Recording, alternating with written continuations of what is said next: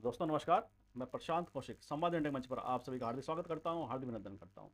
जैसे आप सभी जानते हैं, लोकसभा चुनाव के पश्चात और खासतौर से उत्तर प्रदेश की राजनीति में लगातार गर्माहट बनी हुई है। और जो सत्ता पक्ष और विपक्ष की जो राजनीति है, उत्तर प्रदेश ऐसा एक सेंटर बन के सामने आया है जिसने जहां विपक्ष को भी मजबूती प्रदान की है, वहीं सत्ता पक्ष के माथे पर चिंता की लकीरें बढ़ा दी हैं। क्योंकि जिस तरह से 2014 और 2019 की अगर बात करें तो दोनों लोकसभा चुनाव में उत्तर प्रदेश में भाजपा ने क्लीन स्वीप किया। एक तरह से बहुत बड़ी जीत उन्हें उत्तर प्रदेश के अंदर प्राप्त हुई थी। और इस बार 2024 के लोकसभा चुनाव में उम्मीद तो ये की जा रही थी कि बीजेपी बढ़त बनाएगी और सबसे बड़ी पार्टी उत्तर प्रदेश के अंदर भी बीजेपी लोकसभा चुनाव में बनेगी। लेकिन जिस तरह से इंडिया गठबंधन और समाजवादी पार्टी और कांग्रेस के गठबंधन ने यहाँ पे अप्रत्याशित एक बड़ी जीत दर्ज की, उसने बीजेपी के लिए चिंताएं बढ़ा दी हैं। और उसको लेकर बीजेपी के अंदर भी लगातार ऐसी आवाज़ें उठ रही हैं कि आपस में जो गुटबाजी थी उसने कहीं ना कहीं बीजेपी का नुकसान किया। आपस के जो अंतर्विरोध थे उसका बीजेपी को नुकसान उठाना पड़ा है। वही इंडिया गठबंधन के दृष्टिकोण से बात करें तो वह लगातार ये कह रहे हैं कि हमारा समाजवादी पार्टी कांग्रेस ने जिस तरह से आपस में समन्वय बनाकर, जिस तरह से आपस में विश्वास एक दूसरे का जमा कर जनता के बीच में अपने मुद्दों को लेकर गए, तो जनता ने हमारे मुद्दों पर, हमारी बातों पर भरोसा किया और हमें एक बड़ा मैंडेट उन्होंने उत्तर प्रदेश की राजनीति में दिया है। और इसके जो मैंडेट यूपी के अंदर लोकसभा चुनाव के में सामने आया, वह आने वाले समय की राजनीति को किस तरह की दिशा देगा, उसकी क्या दशा होगी, इन सब बातों पर चर्चा करने के लिए हमारे साथ देश के बहुत ही वरिष्ठ पत्रकार आज इस चर्चा में हमारे साथ जुड़े हुए हैं। उनसे उनका परिचय मैं आप सभी से करा देता हूँ। हमारे साथ बहुत पुष्पेंद्र शर्मा जुड़े हैं, बहुत सीनियर जर्नलिस्ट हैं, हिंदुस्तान और अमर उजाला में वह संपादक रह चुके हैं। बहुत बहुत स्वागत करता हूँ, बहुत बहुत अभिनंदन करता हूँ। तो पुष्पेंद्र, जैसे कि लोकसभा चुनाव का जो गणित उत्तर प्रदेश में सामने आया, उसने जहां इंडिया गठबंधन को संजीवनी दी है, उत्साह का संचार कर दिया, बीजेपी के माथे पर चिंता की लकीरें उन्होंने बढ़ा दी हैं।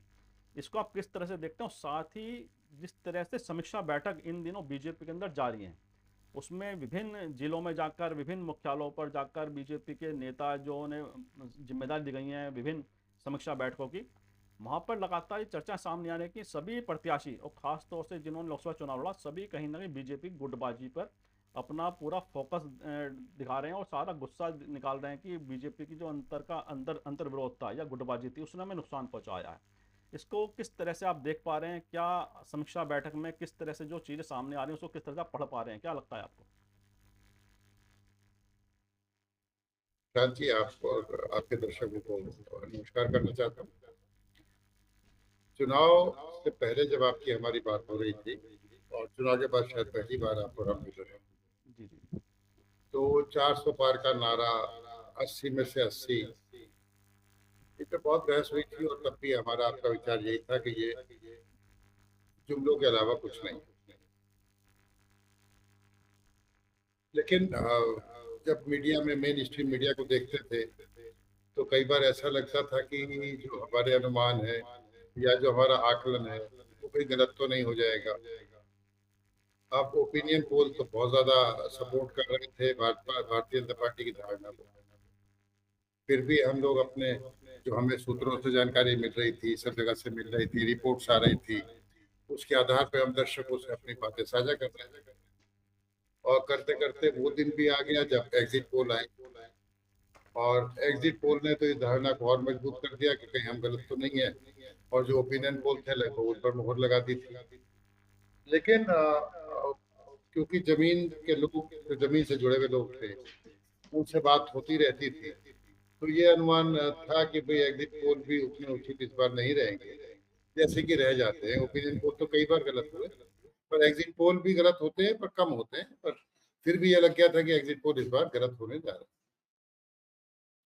भारतीय जनता पार्टी के लोगों को खुद भी उनका आत्मविश्वास हिल चुका था, कम से कम यूपी में।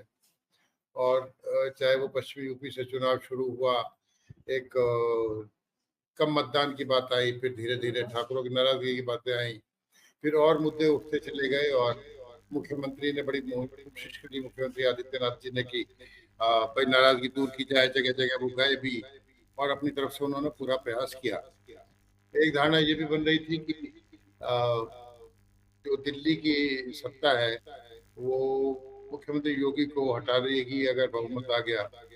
उसका एक असर रहा। दूसरा, 400 पार के नारे ने जो बूम किया कि भाई अगर ये 400 पार कर गए तो संविधान बदलेंगे और आरक्षण खत्म करेंगे, उसने जो है पूरे दृश्य को बदल दिया।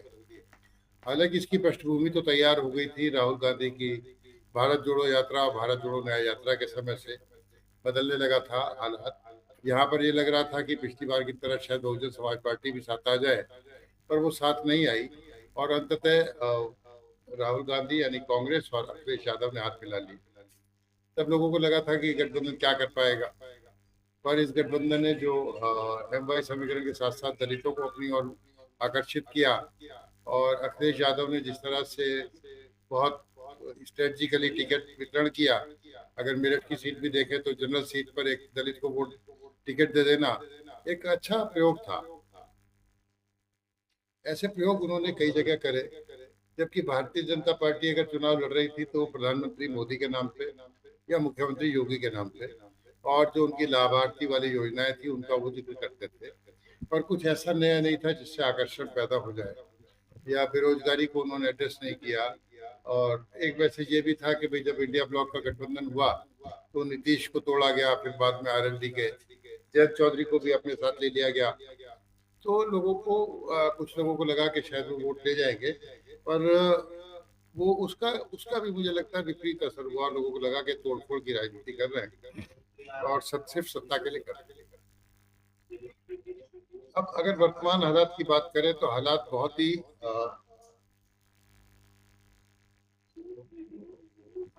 मतलब हलचल के साथ साथ एक तूफान सा है। और उस तूफान में यानी कि उस आग में घी डाला आरएसएस ने। पहले भागवत जी ने बयान दिया कि भाई अहंकार जिसमें हो वो व्यक्ति सेवक नहीं हो सकता। उसके बाद जो मुस्लिम प्रकोष्ठ वाले इंद्रेश जी हैं, जिन्होंने बहुत कोशिश करी कि मुस्लिम मत जो है संघ से जुड़ जाए, भाजपा से जुड़ जाए, वो भी नाराज दिखे और उन्होंने भी कह दिया कि भाई राम का आशीर्वाद नहीं था और राम के साथ जो हुआ उसकी वजह से 240 पर रुक गए। इन सारी बातों ने बड़ा माहौल विपरीत कर दिया। पर प्रधानमंत्री मोदी की एक अलग कार्यशैली है, अलग आत्मविश्वास उनका झलकता है। यूं तो देखा जाए तो उनके आत्मविश्वास में कमी आने का बहुत कोई कारण भी नहीं है। भारतीय जनता पार्टी की सीटें कम रही, पर जो राष्ट्रीय जनतांत्रिक गठबंधन एनडीए है उसकी सीटें इतनी है कि वो अपने बल पर सरकार चला सकते हैं। उसमें कोई दिक्कत नहीं है जब तक कि चंद्रबाबू नायडू और नीतीश उनके साथ हैं। छोटे छोटे दल भी है कई सारे, पर मोटे तौर पर देखा जाए तो उन्हें एकदम से कोई संकट केंद्र की सरकार पर नजर नहीं आता। लेकिन जहां तक यूपी की बात है, यूपी की जो हार हुई या अपेक्षित परिणाम नहीं आए भारतीय जनता पार्टी के लिए, उसने उन्हें सोचने पर विवश कर दिया कि आखिर क्या कारण है। और आप अगर मत प्रतिशत पे भी नजर डालें तो 8 से 9% का अंतर उसमें आ गया। तो ये अंतर आगे के लिए तो बड़ी खतरे की घंटी है। आगे विधानसभा चुनाव भी होने हैं, पिछले सरकार बननी है। तो इस पर विमर्श होने लगा कि भाई क्या कारण रहे, कौन इसके लिए जिम्मेदार है, क्या किया जाए आगे जाके।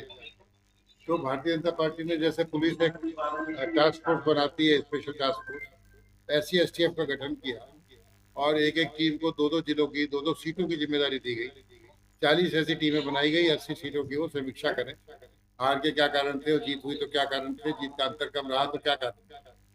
इन सारी बातों में जब आप देखें जहां जहां से रिपोर्ट आ रही है, जहां भी वो लोग जा रहे हैं, तो तरह तरह की बातें हो रही हैं। उसमें भी दो बातें बड़ी मुख्यतः निकल के आ रही हैं कि एक तो जो अधिकारी हैं वो आम कार्यकर्ता की नहीं सुनते थे भाजपा के।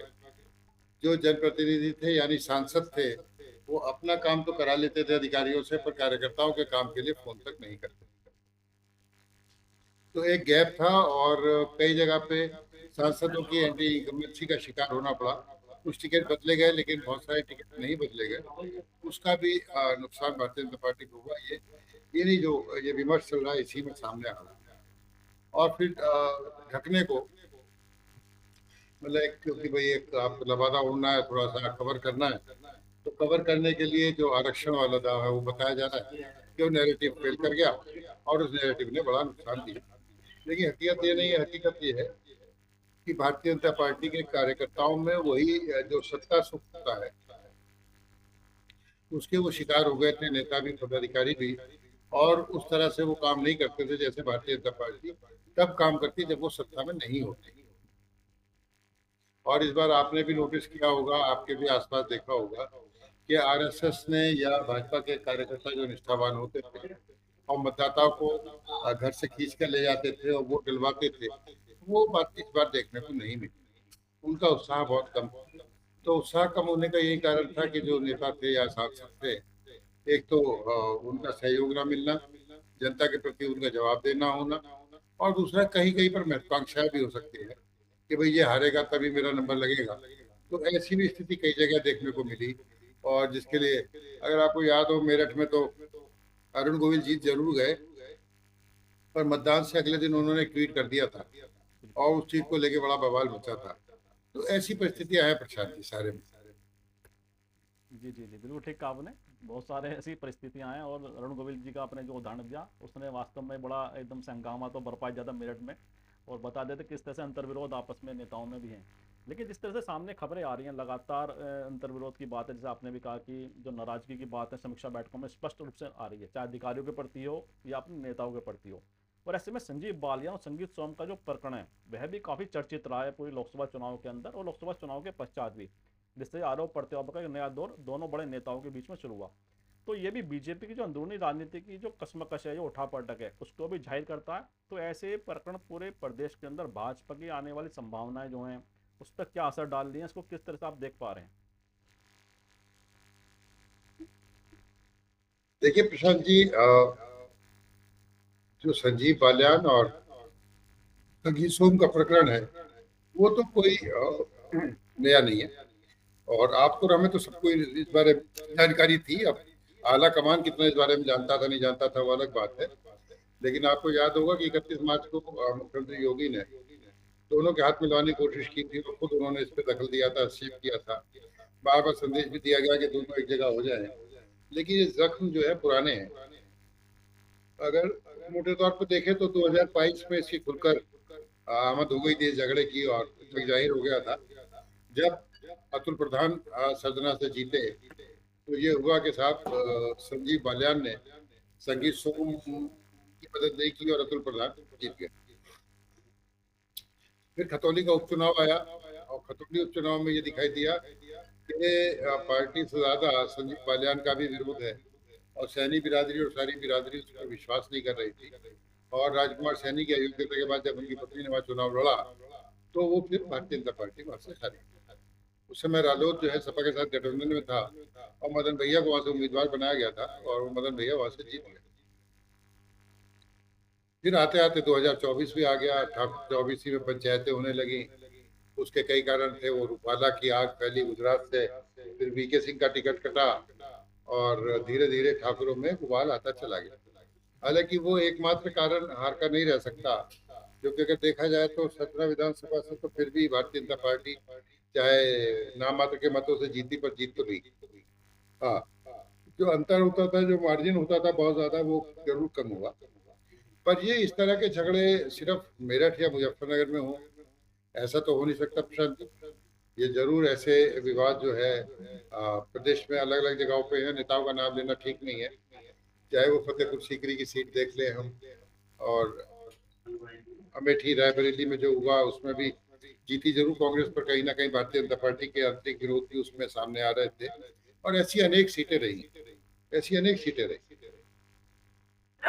तो ये झगड़े तो भारतीय जनता पार्टी को निपटाने ही होंगे, और मुझे ये लगता है कि ताजा हवा आनी चाहिए, यानी कि नए चेहरे सामने आने चाहिए। और नए चेहरे आएंगे विधानसभा चुनाव में भी, लोकसभा चुनाव में भी, तो ही भारतीय जनता पार्टी को भी लाभ होगा। जैसा कि अखिलेश यादव ने प्रयोग किया, अलग अलग टिकट दिए, अलग अलग वर्ग के दिए। उन्होंने बहुत ध्यान रखा। जैसे एटा जैसी सीट को जीत लेना आसान नहीं था बिल्कुल बिल्कुल। ना। इटावा तो चलो दोहरे के 2.5 लाख वोट थे, वो जीत गए। लेकिन एटा राजवीर सिंह हार जाए ये कौन जान रहा था। तो ये सारी चीजें हैं जो अगर विपक्ष कांग्रेस और सपा उसे देख रही है, तो भारतीय जनता पार्टी तो सत्ता में रहते हुए सब कुछ जानती है। तो वो क्यों नहीं चेहरे बदल सकती, और वो तो इसका जोखिम भी उठा सकते थे। अभी भी हारे तब भी हारते, करने में शायद कुछ कम हार होती। और दूसरी ओर अभी तक जो रिश्ता है संघ का और भारतीय जनता पार्टी का, और दिल्ली और यूपी का, वो अभी तक स्पष्ट नहीं हो रहा।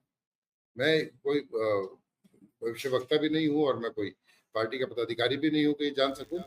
लेकिन हाँ, ये लगता है कि कहीं ना कहीं कोई दीवार है योगी और प्रधानमंत्री के बीच में जो दिक्कत आ रही है, अब वो बनारस आए भी तो उन्होंने एक भी बार इस बात की समीक्षा नहीं करी प्रधानमंत्री ने कि यूपी में आखिर इस नतीजों का कारण क्या रहा, कौन इसका जिम्मेदार था। तो ये सारी बातें ऐसी हैं जो कुछ नए सवालों को जन्म देती है कि क्या खिचड़ी पक रही है, क्या हो रहा है। और अगर आगे उन्हें चुनाव जीतने हैं तो बहुत सी बातों में बदलाव उन्हें लाना पड़ेगा। जी जी, बिल्कुल ठीक कहा आपने कि बहुत सारी बातों में बदलाव भी लाना पड़ेगा, और लगातार ऐसी चर्चाएं लगातार गर्म है कि दिल्ली और लखनऊ के बीच में सब कुछ सामान्य नहीं है। अच्छा, इस बीच में अब आने वाले समय में 9 जो विधानसभा सीट हैं उस पर उपचुनाव भी होने जा रहा है। और ख़ास तौर से उनमें अगर हम बात करें सीटों की, तो उनमें कुछ सीटें ऐसी महत्वपूर्ण हो गई हैं, जैसे उसमें फूलपुर है, मझवा है, मीरापुर है, मिल्कीपुर है, करहल है, कुंदरक की है, गाजियाबाद है, कटेहरी है, खैर विधानसभा सीट है। और साथ ही रायबरेली की ऊंचाहार सीट भी इस समय लगातार कहा जा रहा है कि उस पर भी उपचुनाव हो सकता है। हालांकि मनोज पांडे वहाँ से विधायक हैं, लेकिन भी वो खाली सीट घोषित नहीं की गई है, क्योंकि जिस तरह से समाजवादी पार्टी से उन्होंने अलग होकर राज्यसभा चुनाव में बीजेपी के पक्ष में मतदान किया था। तो अगर मानो ऊंचाहार सीट भी शायद जिस तरह से अगर वो कुछ कार्रवाई करते हैं मनोज पांडे के ऊपर, तो हो सकता है 10 विधानसभा सीटों पर उपचुनाव हो जाए। तो ऐसे में लोकसभा चुनाव के पश्चात इन दो 10 विधानसभा, 9 में तो क्यों क्लियर ही है, 9 विधानसभा सीटों पर जो बाई इलेक्शन होने जा रहा है उसमें क्या राजनीतिक रूप से आप क्या देख पा रहे हैं कि, क्योंकि सीधा सीधा है, अगर उसमें उपचुनाव में बीजेपी अगर पीछे रह जाती है इंडिया गठबंधन से, तो सीधा सीधा यहाँ पर योगी जी के नेतृत्व पर सीधा सीधा सवाल उठ जाएगा। पार्लियामेंट इलेक्शन क्योंकि सीधा दिल्ली से जुड़ा हुआ था, केंद्र सरकार से जुड़ा हुआ था, तो ऐसे में आपस की जो प्रतिद्वंद्विता थी केंद्र और लखनऊ के बीच में, उसने तो बहुत सारे समीकरण यहाँ पे बिगाड़ दिए हैं बीजेपी के लिए। लेकिन विधानसभा उपचुनाव में भी अगर ऐसे कुछ समीकरण सामने आते हैं, तो उसका क्या राजनीति उत्तर प्रदेश के अंदर किस तरह से देख पा रहे हैं आप? देखिए प्रशांत की दो बातें। एक तो इस हार जीत से भारतीय जनता पार्टी की उत्तर प्रदेश सरकार पर कोई फर्क नहीं पड़ेगा। दूसरा, ज्यादातर उपचुनाव को हम ये मान लेते हैं कि सत्ता पक्ष में जीती जाएगी। अब यहाँ पर अंतर आ गया। अंतर ये आ गया कि जो विपक्ष है उसका जो मोराल है, जो नैतिक जो बल है, वो बहुत बढ़ा हुआ है, बहुत बहुत बहुत हाई है। मोरल ग्राउंड पे वो बहुत ऊपर है। और भारतीय जनता पार्टी एक तरह से एक कदम पीछे है। जो जो गर्व वाली बातें थी, जो उनमें आत्मविश्वास था, वो गिरा है। तो ऐसे में विपक्ष के पास ये मौका है कि वो ऐसे में डेंट करे और कील ठोके, है ना, ताकि आगे के जो चुनाव है उसके लिए उनकी नींव मजबूत हो सके, अच्छी हो सके। तो मुझे लगता है इसमें बहुत सारी सीटें ऐसी है, जैसे अगर मीरापुर की बात कर ले, तो उस समय जब ये चंदन चौहान जीते थे, तो ये रालोद गठबंधन में थे।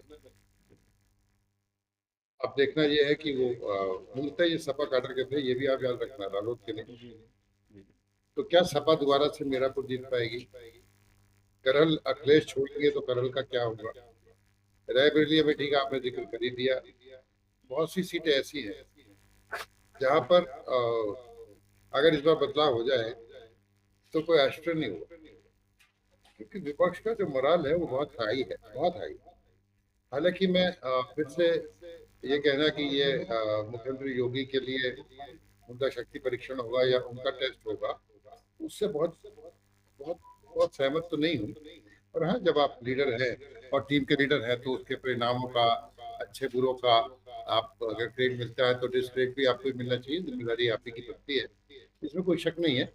पर देखिए तब तक क्या नैरेटिव बनता है।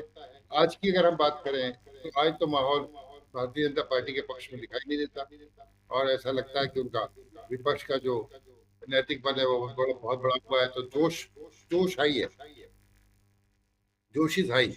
तो उससे क्या होता है कि अब वो अगर जोश इतना रहेगा और उधर उत्साह नहीं रहेगा, तो कहीं ऐसा ना हो जाए जैसे अभी कार्यकर्ताओं में जोश और उत्साह नहीं था और भारतीय जनता पार्टी के वोटर को वो बूथ तक नहीं ले पाए। तो अगर ऐसा होगा तो फिर दिक्कत होगी, अन्यथा मुझे नहीं लगता कि ज्यादा दिक्कत होने वाली है। सीटों का रिजल्ट लगभग वही रहेगा जिसके पास थे। जी जी जी। अच्छा, इसमें एक बात और बड़ी महत्वपूर्ण है, जो बीजेपी का सहयोगी दल है उत्तर प्रदेश के अंदर, उसमें खास तौर से अगर ओम प्रकाश राजभर की बात करें, उन्होंने भी जो उनके बेटे जो चुनाव लड़ रहे थे, वह चुनाव हार के पश्चात उन्होंने सीधा सीधा बीजेपी के नेतृत्व पे उंगलियां उठा दी। उसको लेकर भी बीजेपी के अंदर तमाम तरह की नाराजगी भी सामने आई है। कई नेताओं ने ओम प्रकाश राजभर के प्रति अपनी नाराजगी भी दर्शाई कि इस तरह का उन्होंने वक्तव्य दिया है। तो ये भी बीजेपी की जो गुटबाजी है अंदर, क्या जो नेतृत्व के अंदर आपस में प्रतिद्वंद्विता है केंद्र और लखनऊ के बीच में, उसमें ओम प्रकाश राजभर ने भी अपनी भूमिका निभा दी है क्या? प्रसाद जी, इन्हें राजभर को बहुत गंभीरता से मत लीजिए। अरविंद राजभर हार गए हैं, ये लोग अपना वक्तव्य बदलते हैं और कुछ बिरादरियों के लिए ठेकेदार बनते हैं, पर क्या वो बिरादरी इनके साथ कितने दम तक है, कितना नहीं है। हालांकि इन्होंने अपनी खींच जे के अगर उतारी बाद में कि भाई अपना चुनाव चिन्ह बदलेंगे, और चुनाव चिन्ह से मिलता जुलता चुनाव चिन्ह दूसरे को मिल गया और प्रत्याशी को वोट भी अच्छे मिले, तो ये एक कहने की बात है। लेकिन ये राजभर वगैरह बहुत कोई गंभीर नहीं है, और ये लोग हमेशा इस तरह के बयान देते रहते हैं, तो मैं इन्हें बहुत गंभीरता से लेता भी नहीं। और हम आपके दर्शकों को भी नहीं चाहेंगे कि वो इन नॉन सीरियस मैटर पे इतनी वो देखें। कोई ये अ, राजनीति के ऐसे चरित्र हैं जिन्हें थोड़ा विदूषक कहा जा सकता है ना, तो इनको बहुत गंभीरता से लेने की जरूरत नहीं है प्रशांत जी। लेकिन हाँ, जी जी गुटबाजी सब तरफ है, दोनों तरफ रहती है, और जो गुटबाजी पे विजय पालेगा वो चुनाव में विजय पालेगा, ये कहना चाहूंगा। जी जी, बिल्कुल ठीक बात है। गुटबाजी सब राजनीतिक पार्टियों का बड़ा विषय रहता है। और कौन सी पार्टी, जैसा आपने कहा कि जो गुटबाजी पे अपना सही तरह से नियंत्रण कर लेगा, तो वह कहीं ना कहीं आगे राजनीति में अपनी बढ़त को भी कायम रखने में सफल होगा। और कार्यक्रम के अंत में आते हैं कि पूरे परिदृश्य की अगर बात करें, जैसे आपने बड़ा स्पष्ट कहा है कि बीजेपी कहीं ना कहीं, अगर हम देखें, कॉन्फिडेंस उनका कम नजर आता है, और इंडिया गठबंधन का कॉन्फिडेंस कहीं ना कहीं एक बड़े लेवल पर दिखाई दे रहा है इन चुनावों के पश्चात। तो ये जो पूरा जो वर्तमान लोकसभा चुनाव जो गणित सामने आया है, जिस तरह से उत्तर प्रदेश में इंडिया गठबंधन की विजय और 2027 के विधानसभा चुनाव में, आज के परिप्रेक्ष्य में अगर बात करें 2027 के चुनाव में, उसको किस तरह से आप देख पा रहे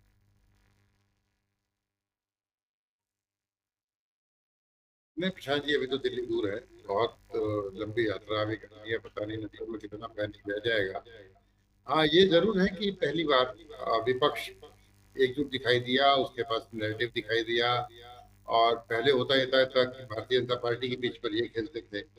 इस बार ये उल्टा हुआ कि जो इन्होंने कहा उसका जवाब देना पड़ा, और रक्षात्मक रवैया अपनाना पड़ा भारतीय जनता पार्टी को। तो अगर ये इसी जोश और उत्साह से चलते हैं, और उधर केंद्र सरकार या भाजपा सरकारें कुछ ऐसा नहीं करती जो युवाओं को डुबा पाए और आम आदमी की समस्या को सुलझा पाए या उनके चेहरे पर मुस्कान ला पाए, तो फिर विपक्ष के लिए एक अच्छा मौका होगा, इतना ही कह सकता हूँ। लेकिन अभी कोई भविष्यवाणी नहीं की जा सकती प्रशांत जी, पता नहीं बीच में क्या क्या होगा। हैं? बिल्कुल बिल्कुल ठीक बात है कि अभी कोई भविष्यवाणी नहीं की जा सकती, क्योंकि अब समय लगभग 2.5-3 साल का तो है ही, 2.5-3 साल का। तो कब क्या घट जाए कुछ पता नहीं चलता। राजनीति में एक दिन भी बहुत होता है समीकरण सारे बदलने के लिए, पूरा माहौल बदलने के लिए। इन्हीं शब्दों से आता है कि चर्चा को विराम भी देते हैं। और आपने जिस तरह से पूरे विषय का विश्लेषण किया है, मुझे विश्वास है हमारे दर्शकों को चर्चा जरूर पसंद आएगी। और मैं आपका बहुत बहुत आभार, धन्यवाद व्यक्त करता हूँ कि आपने हमारे दर्शकों के लिए अपना शेड्यूल में से समय निकाला। बहुत बहुत धन्यवाद आपका। और मैं आप सबसे आग्रह करता हूँ, संवाद इंडिया चैनल को सब्सक्राइब कर बेल आइकन जरूर दबाएं, जिससे संवाद इंडिया के अपडेट आपको समय से मिलते रहे। आप सभी का बहुत बहुत धन्यवाद, बहुत बहुत धन्यवाद।